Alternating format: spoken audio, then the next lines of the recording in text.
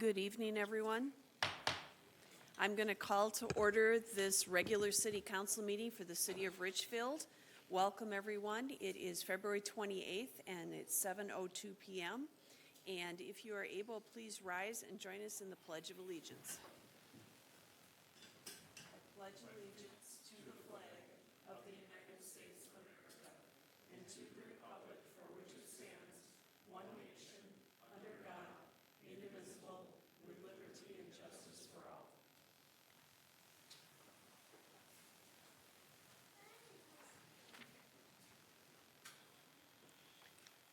Next, we are going to do a moment of silence to show our respect for Burnsville first responders, Officer Paul Elmstrand, firefighter paramedic Adam Finseth, and Officer Matthew Ruge, who were so tragically killed in the line of duty.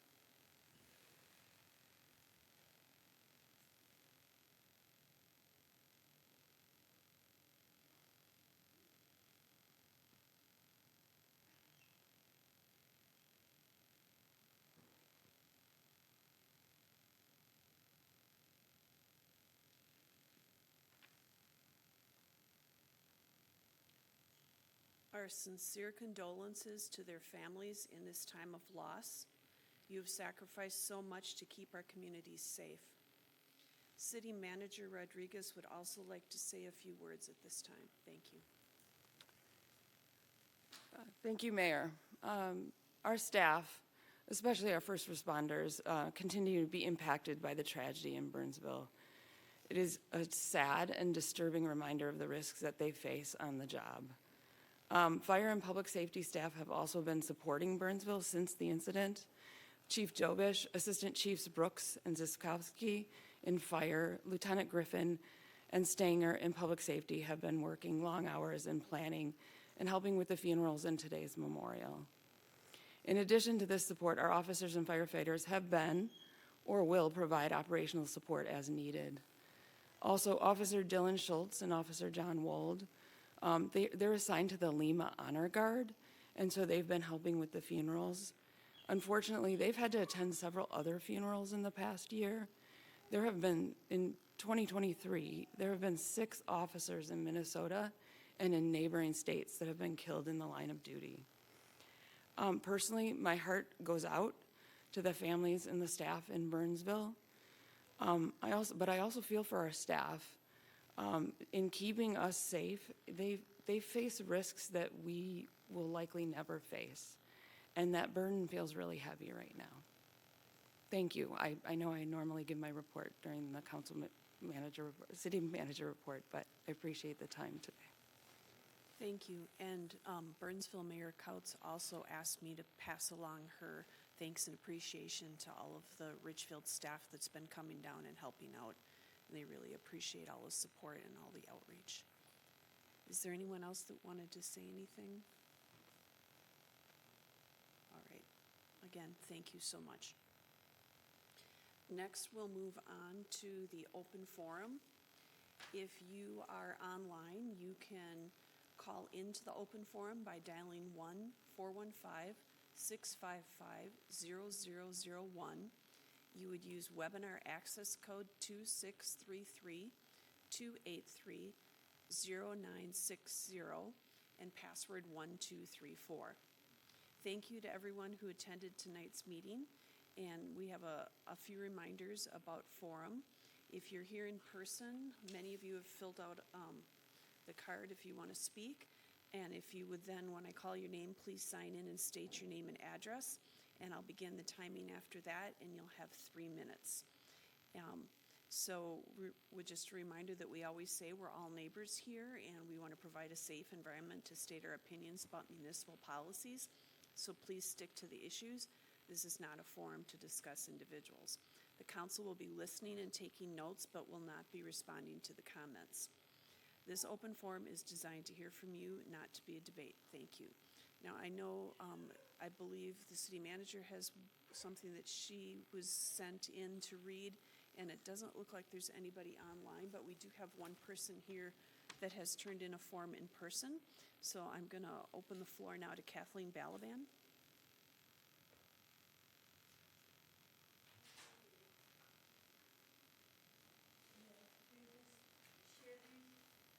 Sure.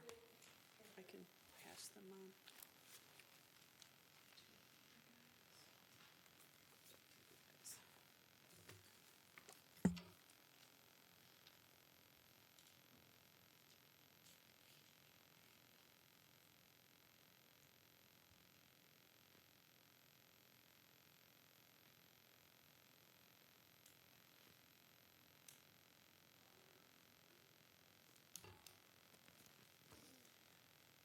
Good evening. Good evening, Madam Mayor and council members. I come to you, my name is Kathleen, I live on 65th and Stevens, and I come before you this evening for my right to vote. And I do mean that, for my right to vote before the proposed amendments. Now, this is kind of lengthy, but what I've given you is every single minute meeting for the city's Chamber of Charter Commission. The first page is agenda meetings, and as you can see, every single minute from 2019, February 5th, 2019 to current is here for the city charter.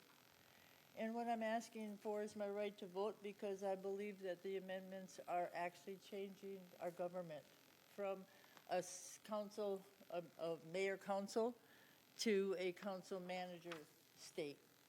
And it shows up in the, excuse me, I'm a little bit nervous because of the last meeting I attended, and I got chemicaled there. But anyways, it started in 2019, and it ended up concurrent. What's happened here is in the amendment for a excuse me, we shifted the responsibility for our government in section 2.06, where we say that the mayor may study the operations of the city government and shall report to the city council. By switching it from shall to may, we've taken the responsibility from the mayor and placed it elsewhere. In other words, she may or may not choose to. It used to be we had to. That constitutes a mayor-council center committee. Section 309 is talking about resolutions that affect the passage of such dates and so forth. I don't really care about that, but what I cared about was 313. 313 talks about electronic signatures. That again changes the authority of the city. Instead of looking at everything directly, you're now giving the authority to use your signature, whether it's at the city council level or at the city manager level. But in other words, we're losing some of our authority by electronic signatures. When we move further on down the line, we've taken away 903, 904, and 905, which had to do with our ability to respond to the city when we don't agree with the city. But more importantly, when I look at your actual this piece here, our agenda. Okay, when we look at these things and we get down to the very last pack, the financial impact, the ordinance method of adopting chapter amendments is the only way to adopt a charter amendment by ordinance. I'm saying I have a right to vote. You're changing the way the city is governed. You're changing it and giving it to the city council, to the city manager.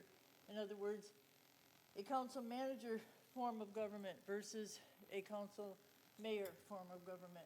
I want the council mayor, not the council manager. And we're doing it in multiple sections in here, and I gave it to you so you can look at it. All you have to do is look at all the blue, all the changes. They weren't initiated by citizens. They were initiated by staff. Citizens don't ask for this type of stuff. Only staff does, if you really look at it. So I'm asking for the right to vote. I think that I have that right because we're changing the way our government, and it states in here that in the impact that our charter is in fact our government. So please look at that closely. Thank you. Thank you. Is there anyone else that's present that wishes to speak? All right, and it looks like there's not anybody online. And then City Manager Rodriguez, you had received some written comments, and I think the rules are the same. It goes for like 3 minutes, so I'll be timing that as well.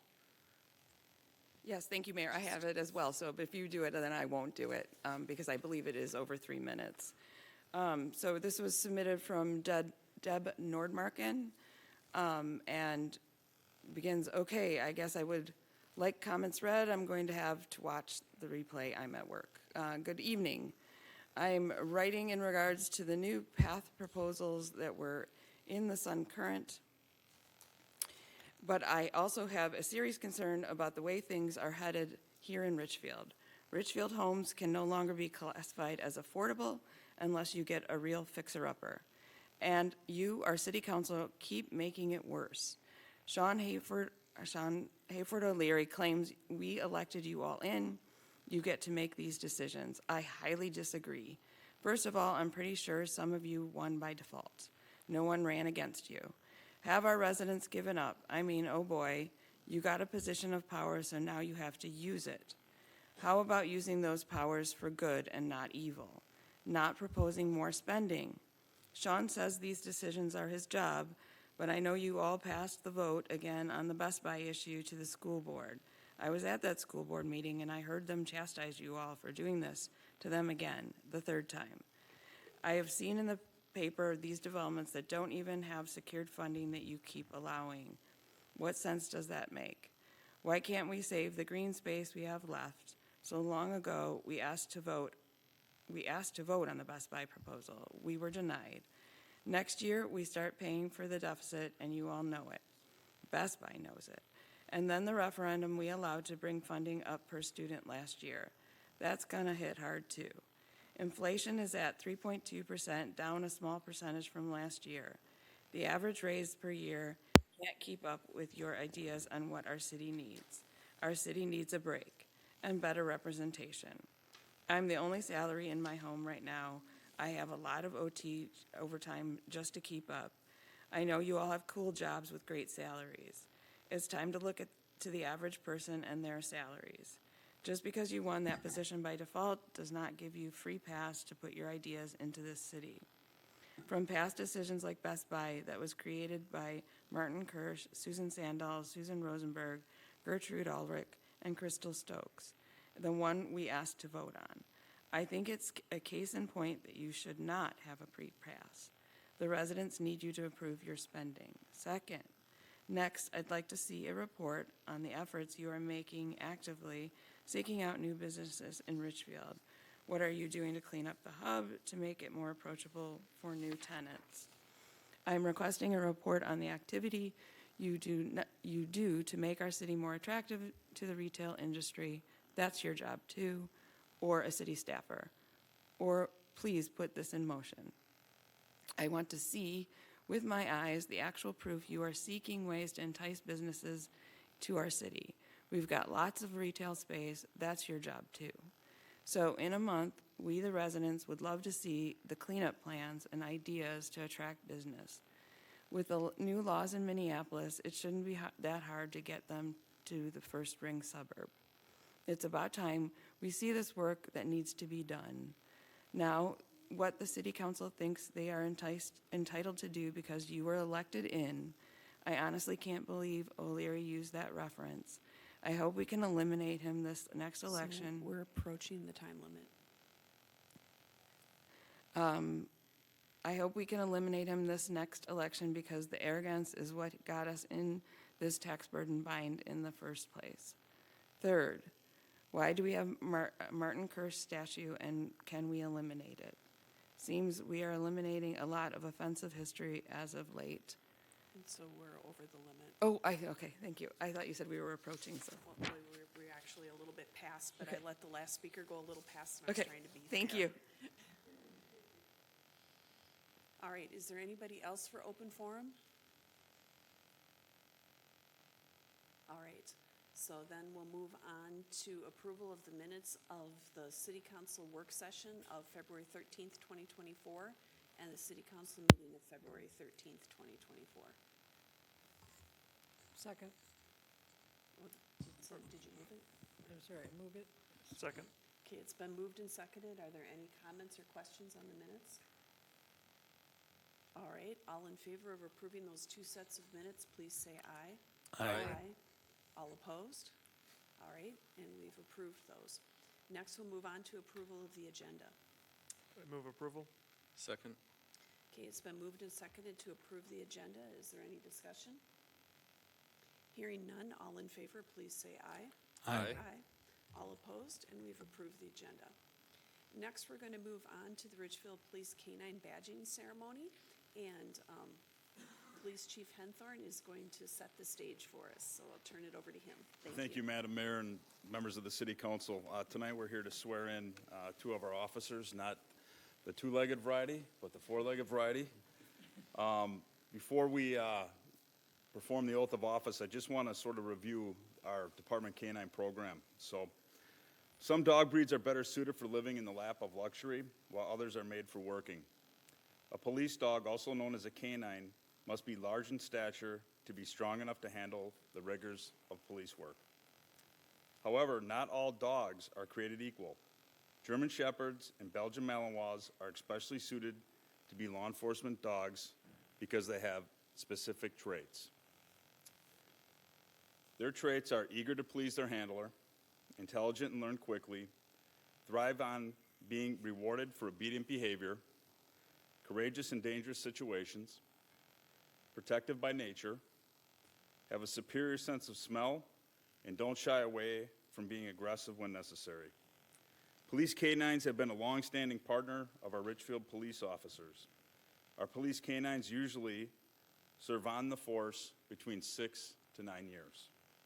Richfield's newest canines are Riggs, a German Shepherd born and raised in Slovakia, Orion, a German Shepherd and Belgian Malinois crossbreed, also from Slovakia.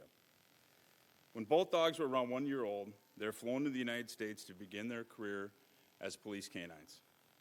In January 2023, the canines were assigned to their respective Richfield police officer handlers, McCabe Storia and Haley Quambeck. In March, the canine teams attended training and certification school in Buffalo, Minnesota. Training included obedience, tracking, apprehension, and drug detection. The canine teams completed their training and began working their normal patrol duties this last June. When not working their normal patrol shift, our canines go home with their respective handlers. Due to living and working together every day, the canines and their handlers developed a deep bond with one another. With a solid partnership and friendship, the canine and their officer can perform truly heroic acts that neither could ever be done alone.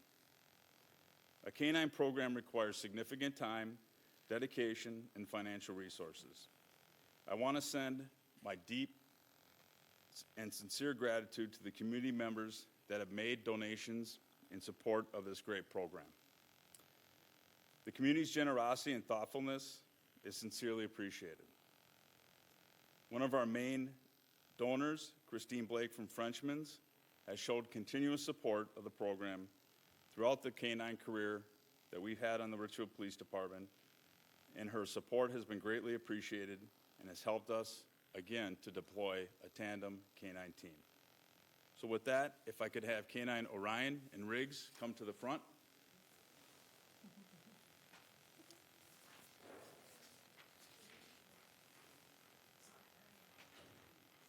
Hi, Orion.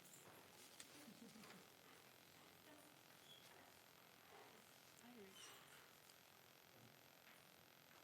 You raise your right hand. Repeat after me. I. State your dog's name. Do solemnly swear. To support the Constitution and the laws of the United States. We'll go a little bit faster. State of Minnesota. And the Charter and ordinances of the City of Richfield. And to discharge faithfully the duties devolving upon me Repeating it too. as a canine police officer for the City of Richfield. To the best of my judgment and ability. Congratulations.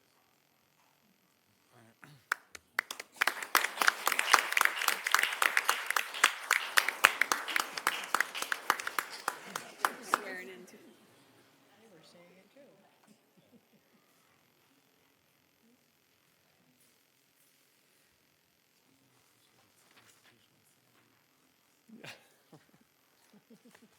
As you can see, they get a little excited when they're in public.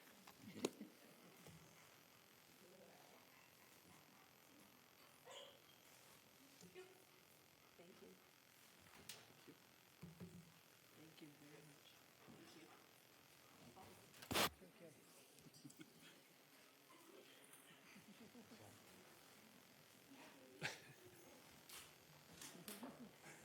Congratulations and thank you.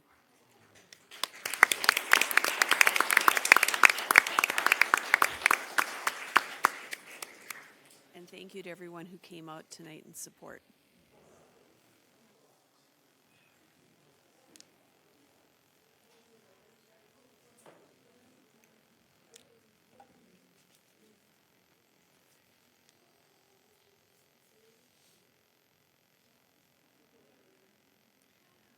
All right, we had a large number of people in the audience, so they're taking a moment to go out into the hall to continue the celebrations after the badging ceremony. So we'll turn it over at this point to City Manager Rodriguez for the consent agenda.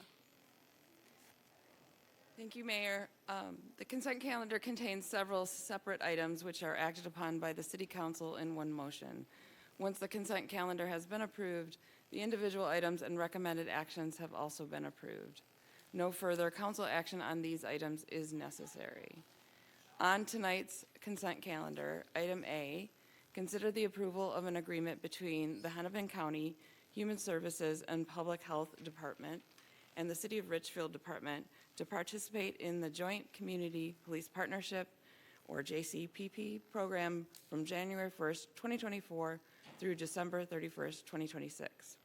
Item B, consider extending American Rescue Plan Act funding contracts with BEEP from March 31st, 2024 to June 30th, 2024, and with the Conflict Resolution Center to September 30th, 2024.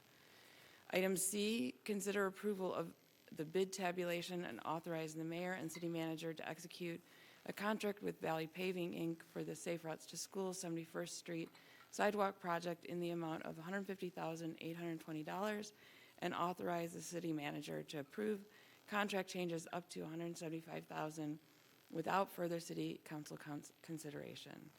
Item D, consider approval of a resolution authorizing execution of MnDOT agreement number 1055391 for the disbursement of state general obligation bond funding for the 71st Street Safe Routes to School sidewalk project. And I submit these items for your consideration as part of the consent calendar. Thank you. Is there a motion on the consent calendar? I would move the consent calendar. Second? It's been moved and seconded. Is there any discussion? All right. All in favor of approving the consent calendar, please say aye. Aye. All opposed? We've approved the consent calendar. Next, we're going to move on to item number 5, which is a public hearing. And I'm going to turn that over to Councilmember Hafer O'Leary. Thank you, Mayor. And this will be a public hearing, so if anybody is watching this live, they should call in using the instructions at the first page of the agenda. This is a public hearing in consideration of the adoption of a resolution specifying the use of funds from the Urban Hennepin County Community Development Block Grant allocation for 2024 and authorizing execution of a subrecipient agreement with Hennepin County and any required third-party agreements. Community Development Block Grants, or Block Grant Funding, CDBG, is annually awarded to Hennepin County on a formula basis from the Department of Housing and Urban Development. The county in turn allocates a portion of these funds to the City of Richfield to address local needs related to affordable housing, community development, and public services. The city has historically allocated these funds to the Housing and Redevelopment Authority for programming. Staff is proposing to use the city's 2024 direct allocation of $177,423.11 estimated as follows. First, $108,432.11 will go to the Deferred Loan Rehabilitation Program. $69,000 will go to the First-Time Homebuyer Down Payment Assistance Program. The Deferred Loan Program provides no-interest 30-year loans up to $30,000 to low-income homeowners to address health, safety, and property maintenance needs. The program is administered for the city by the county. There is currently a significant waiting list for these funds. The first-time homebuyer down payment assistance program is aimed at low and moderate income first-time homebuyers who are looking to buy homes in Richfield. It provides no interest deferred loans of up to $20,000 to use towards down payment and closing costs. Does staff have anything to add prior to the public hearing? No. All right, thank you. So the public hearing is now open. If anybody would like to address the council on this matter, they may do so now. Or if there are any call-ins, I assume management wants to let us know. Mayor, could I? Go ahead. Sorry to interrupt the usual flow. I just noticed we have a slight number mix-up in both the staff report and the resolution. In one place it says $423, and another it says $432. Just want to make sure we have the right number in all the places.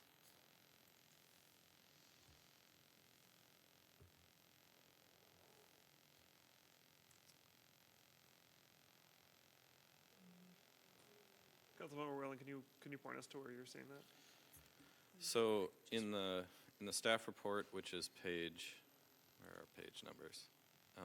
71, the introduction above the 2 bullet points says $177,423.11, and then our 2 numbers. Oh, I see. Okay. Yeah, the 108,000 has 432, and the other is a round number. Yep. And the same mix-up happens again in the resolution within the little table. That our numbers don't actually add up correctly. Could the city manager or the city attorney comment on if that is significant enough to cause any issues?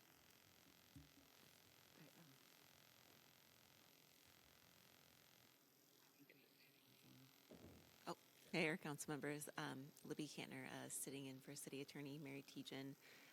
I would say that's just a typo and we can correct it afterwards. I don't think it's a big deal. Thank you. Thank you for pointing that out so we can get it fixed and corrected. Yeah, thank you. All right, well, as we haven't had any interest in the public hearing, I will move that we close the public hearing.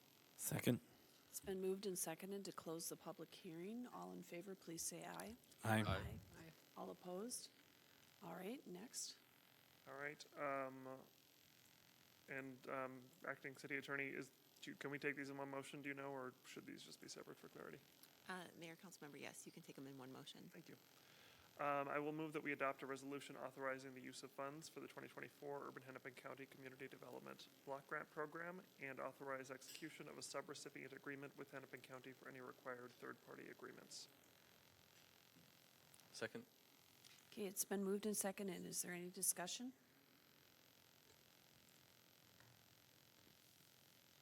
All right, Councilmember Troutman.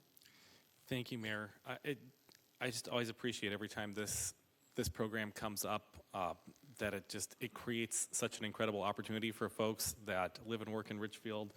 And not everybody needs to own a home, but especially at the federal level and at the state level, we have privileged home ownership as a vehicle for creating wealth, transferring wealth. If you live in a home and have a mortgage, you live in a federally subsidized home.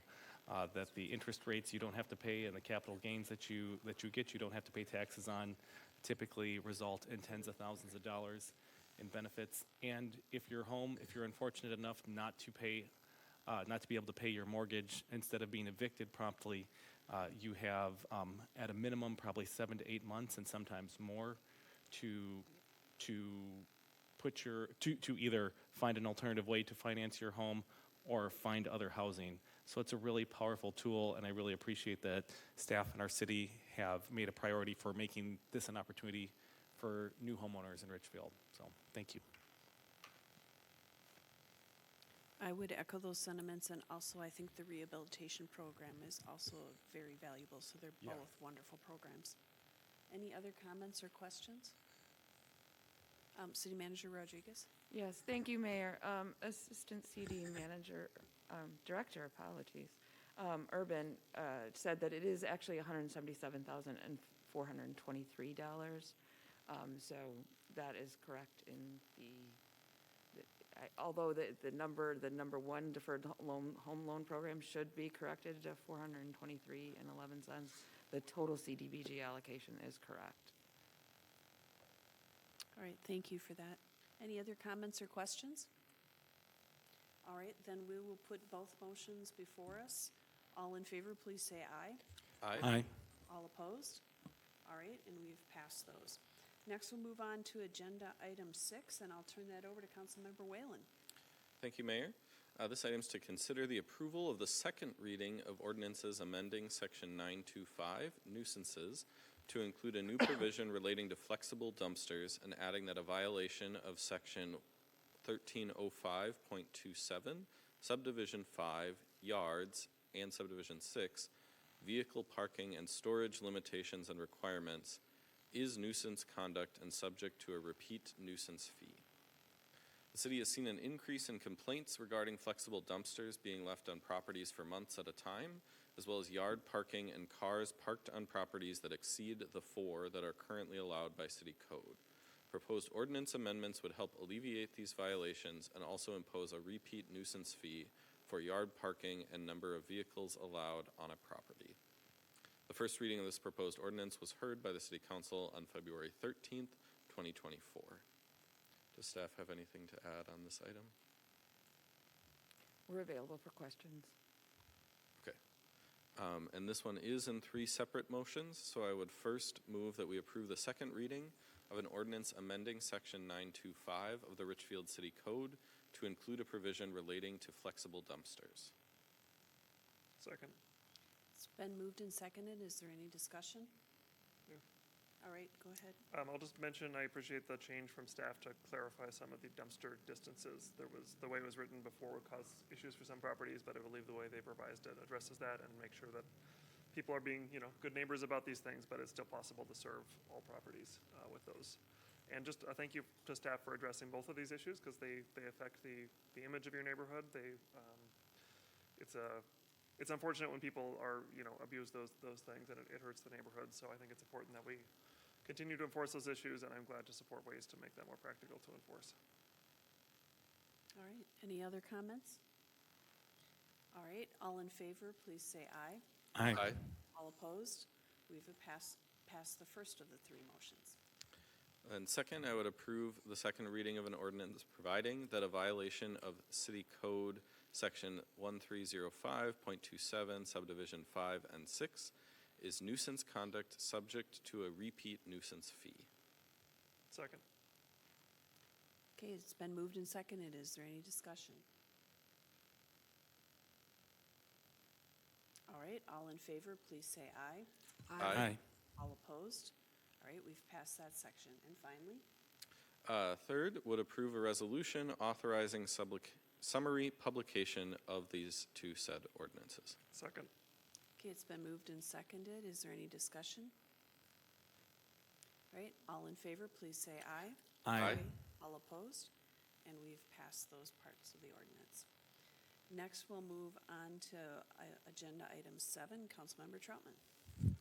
Thank you, Mayor. And before I read the executive summary, I just want to say a special thanks to our commission members and our staff who really put a lot of hours into this process, and I even appreciate that citizens brought a record of all the times that community members have come together to meet, and that this is the fruit of really intentional and thorough dialogue of people that did not always agree, and to reach consensus. And we didn't talk politics once, but we talked about, I know, because I know the people, there were just very different ideologies that were represented in that conversation. I was really grateful to be a part of that experience.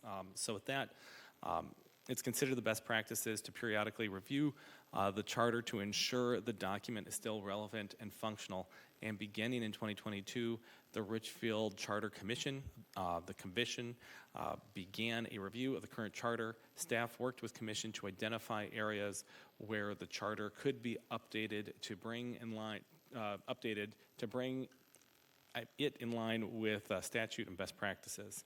There were also several general grammar and spelling changes that staff updated during this process. The commission has identified and recommends amendments to the current charter. These amendments simplify and clarify language in the charter, clarify the council's and the mayor's authority in times of emergency, and add consistency to the state law, expand the city council's authority to approve public purpose expenditures, and update the document to reflect the current community conditions. The city attorney drafted the proposed amendments consistent with the commission direction and feedback. The recommended amendments are included in the attached documents. After many meetings over the course of many months, the Charter Commission formally acted on December 5th, 2023 to recommend the amendments for adoption by the City Council. The Charter Commission sent a letter to the Richfield City Council transmitting the proposed amendments to the Richfield City Charter, to the Richfield City Council. The council accepted the commission's recommendations and authorized publication of a notice of a public hearing at its meeting on February 13th. The proposed amendments are being forwarded for consideration for adoption by ordinance pursuant to Minnesota Statute Section 410.12, Subdivision 7. There is a public hearing scheduled for the March 12th, 2024 City Council meeting. And so with that, I would, staff have anything to add? I would move that we approve the first reading of an ordinance amending the current city charter based on the Charter Commission's recommended actions, and schedule a second reading and hold a public hearing on March 12th, 2024. Second. Okay, it's been moved and seconded. Are there any comments or questions? Councilmember Hafer-O'Leary? I don't want to get into detail, but a community member raised some questions about this, and I realize the city manager will likely respond to that at the next meeting. But on a very basic level, two questions that I would just like to clarify as we're discussing this. We are not changing the form of government from the current structure, correct? We currently have council manager, and we will continue to have council manager.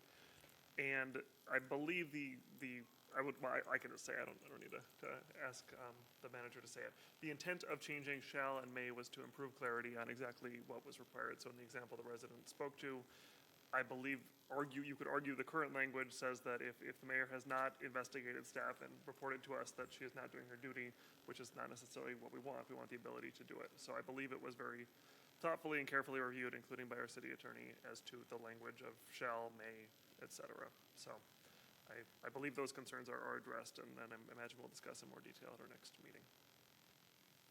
All right, any other comments or questions?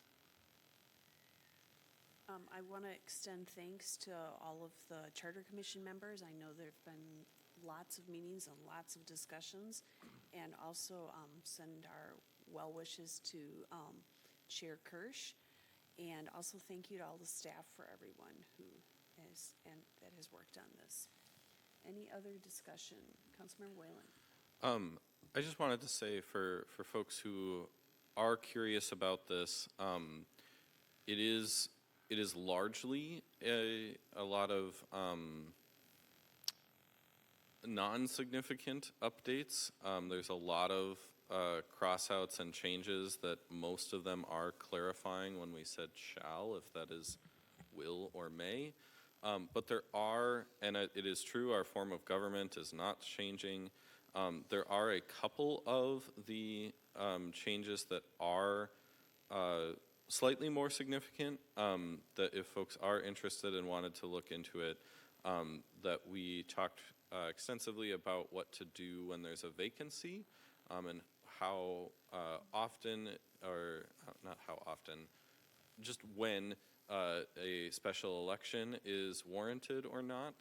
And then there was quite significant conversation about the emergency powers of the mayor, which had come up during the pandemic, and clarifying some of that. I think most of the other changes really are pretty minor, but wanted to just be transparent about those.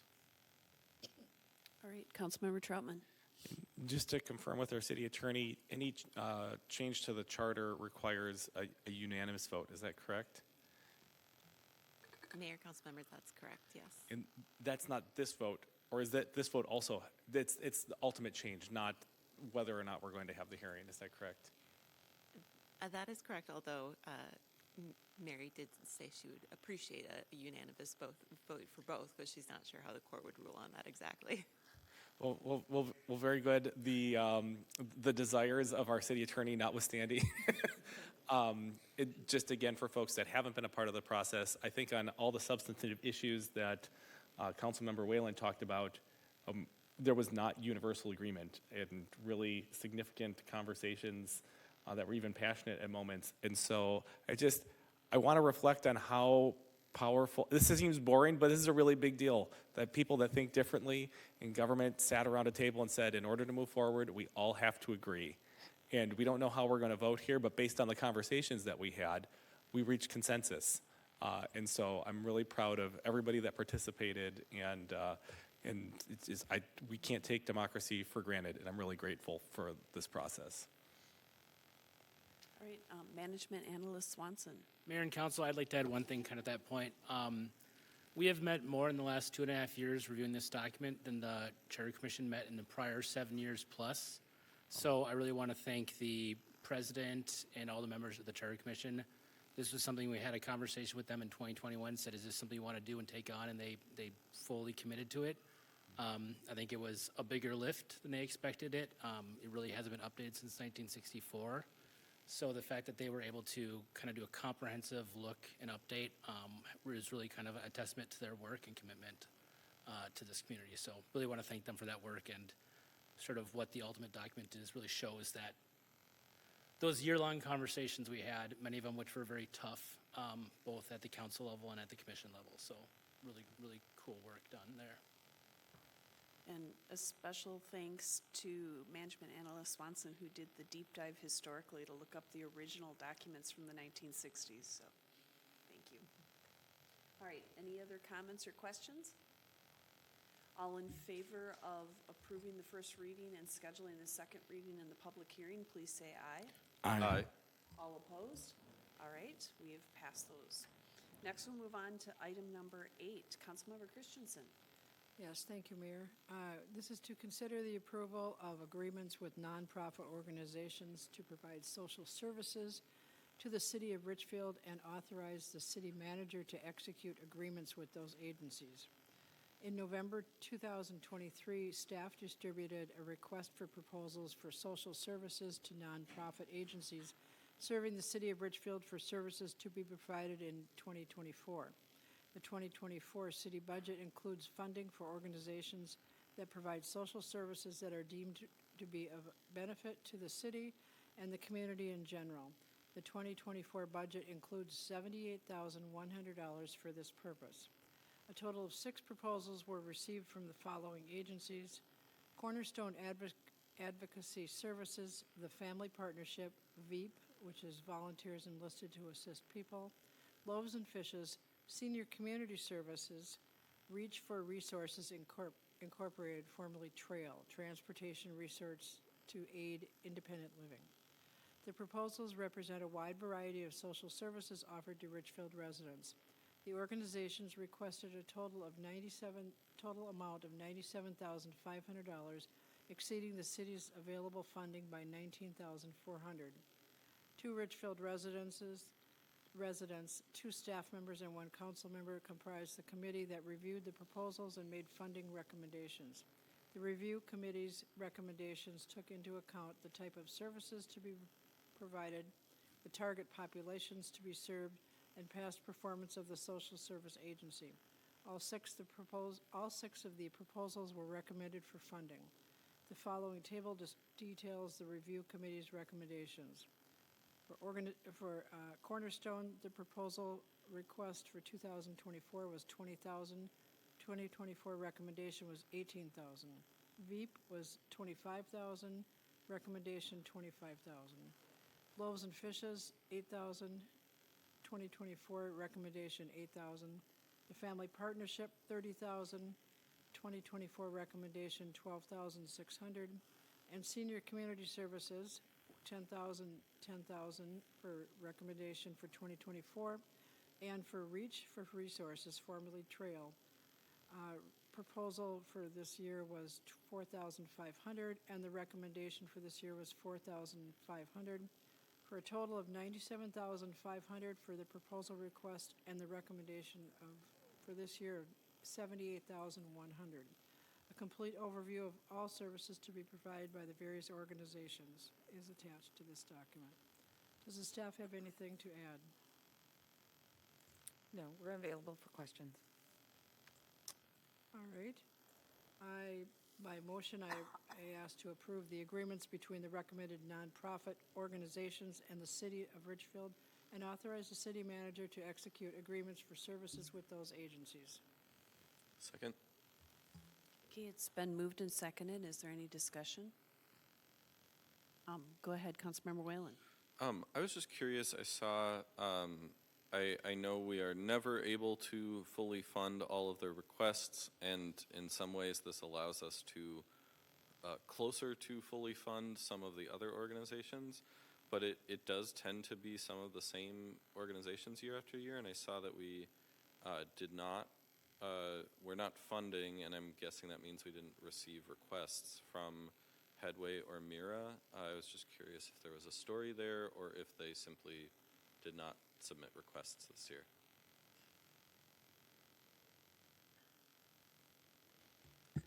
Mayor, Council, we did not receive requests from either organization. We reached out to Headway repeatedly. We never got a response. We don't know what happened and why they didn't. Mira is struggling with their primary source of funding. It's being cut. So they are, it's uncertain what their future is as an organization. We just don't give them enough to sustain them. So they decided not to apply at all, not knowing what their future was. Okay, thank you. And I see we have some people in the audience that are from some of these organizations, so thank you so much for all of your work, and we appreciate what you do for our community. All right, any other comments or questions? All right, so we have the motion before us. All in favor, please say aye. Aye. All opposed? All right, and we have passed the motion. Thank you. Next, we'll move on to the city manager's report. Thank you. Sorry, I'm struggling with a cold, so I'm trying to give myself distance from others so I'm not getting them sick. I don't have anything more to report tonight. Thank you. All right, thank you. So next, we'll move on to claims and payroll. I would move claims and payroll. Second. It's been moved and seconded to approve claims and payroll. Is there any discussion? All in favor, please say aye. Aye. All opposed? All right, we've approved the claims and payroll. Now we'll go to hats off to hometown hits. Councilmember Troutman. Hey, thank you, Mayor. Two hats off for folks, which are most folks did not have the opportunity to join us in our work session in the room behind us. We had an opportunity to meet with staff and review how the staff has been compensated with a comprehensive review that Baker Tilly provided. It is just an incredible reminder, and I said this to our staff, and I'm glad to say it to our community. Having lived here for most of my life, and pleased to be the third generation of Richfielders, our city is in better shape than it was a generation ago because of the investments that we've made. And if it's a great place to live, it's because of your neighbors, but it's also because of our staff. And so I want to say thank you to them. And I also really want to take a moment and appreciate it that we are able to have a moment of silence for the officers and the firefighter, paramedics, first responders that lost his life and lost their lives. But I'd be remiss if we didn't take a moment and thank our officers and our firefighters and our first responders. And we hope they never have to make that sacrifice. But I'm grateful that they're willing and they continue to serve us. And I want to recognize that and take my hat off. Thank you. Councilmember Hayford O'Leary. I will just mention, well, first, a hats off to our Transportation Commission, who always spends a lot of time on different issues, but I've been the liaison, and they had a lengthy meeting at the beginning of the month. to talk about the Nicollet Avenue reconstruction. It was very interactive. They had a big plotter sheet that took up the whole Bartholomew room that we meet in. So looking at the initial layout ideas of what we might do, and tomorrow those ideas will be brought to the broader public, 4:30 to 6:30 at the community center. There'll be an open house, and we hope to hear from lots of folks and have some fun, interactive ideas. Lots of different things that they're considering and that we need feedback on. Thank you. Councilmember Christensen. Yes, I'd like to give a hats off to the Park and Rec Department. We've recently, if not all of us, have received a booklet from them regarding the activities that are coming up in the spring and summer. There's a lot of variety out there, and for all ages, from infants on up. So we look forward to taking advantage of some of those activities. All right, thank you. Councilmember Whalen. Thank you, Mayor. Related to that, on the very back of that brochure, wanted to highlight the Community Services Commission just met and was celebrating and also highlighting the new recreation fee assistance program, which again, there's information on their brochure, but also it's online if you have already misplaced that or recycled it. But I just really want to highlight this program is for folks, lower income folks, to not have cost be a barrier to being part of our recreation programs. That it is half off season passes to our pool, free snowshoe and cross-country ski rental at Wood Lake, free open skating and skate rental at the ice arena, 75% off if you want a community garden plot. And then above and beyond all that, you get each family member receives $50 credit to go toward any remaining costs for any recreation program.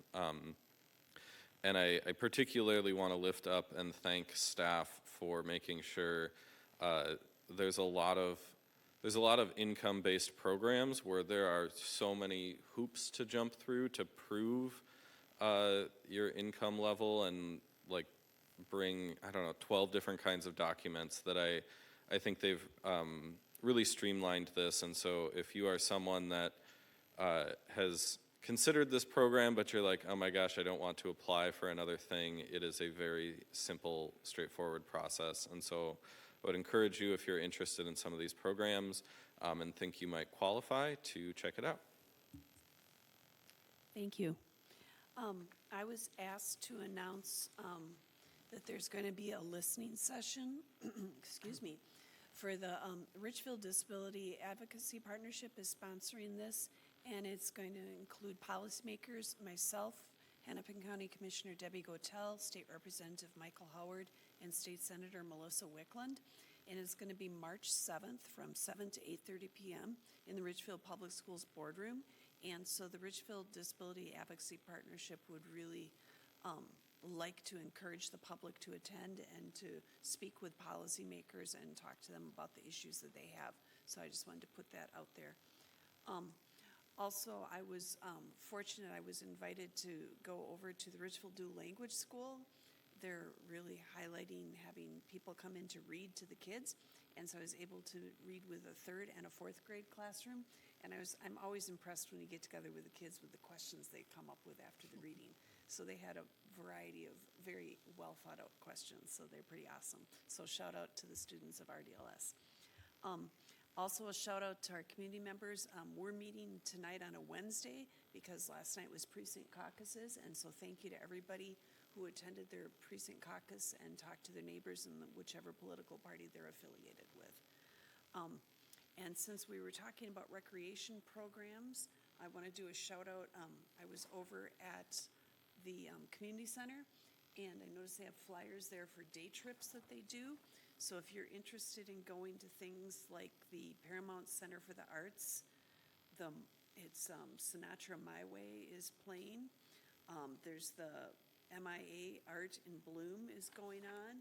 And there's also a trip to the Carlos Creek Winery. So if you want to participate in those day trips, you can find out more information at the community center. It's a great program. And finally, I wanted to thank you all for making it available so that I could go to the League of Minnesota Cities training. And so got together with people from across the city, or across the state rather, with other council members and mayors, and talked about issues and had a lot of valuable learning, and I appreciate that opportunity for learning. So with that, thank you to everyone. Is there anything else that we have before us? All right, is there a motion to adjourn? So moved. Second. It's been moved and seconded to adjourn. All in favor, please say aye. Aye. All opposed? We stand adjourned. No discussion? You don't, I You're not clarified you're that not we supposed don't to. have to discuss.